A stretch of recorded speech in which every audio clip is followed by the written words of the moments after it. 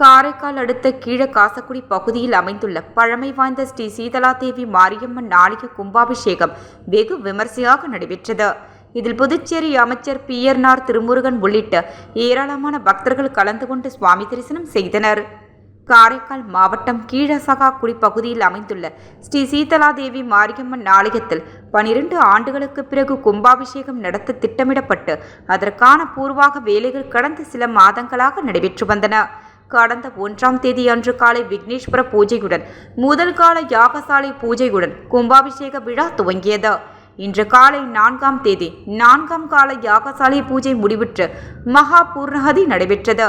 தொடர்ந்து மங்கள வாத்தியங்கள் முழங்க சிவாச்சாரியர்கள் புனித நீரடங்கிய கலசங்களை சுமந்து ஆலயத்தை வலம் வந்து வேத மந்திரங்கள் முழங்க ஆலய விமானங்கள் மற்றும் மூலவர்களுக்கு புனித நீர் ஊற்றப்பட்டு கும்பாபிஷேகம் நடைபெற்றது. கும்பாபிஷேக விழாவில் தொகுதியின் சட்டமன்ற உறுப்பினரும் புதுச்சேரி குடிமைப்பொருள் வழங்கல் துறை அமைச்சர் பியர்னார் திருமுருகன் உள்ளிட்ட ஏராளமான பக்தர்கள் கலந்து கொண்டு ஓம் சக்தி பராசக்தி என முழக்கமிட்டு சுவாமி தரிசனம் செய்து ஸ்ரீ சீதலாதேவி மாரியம்மனை தரிசனம் செய்தனர்.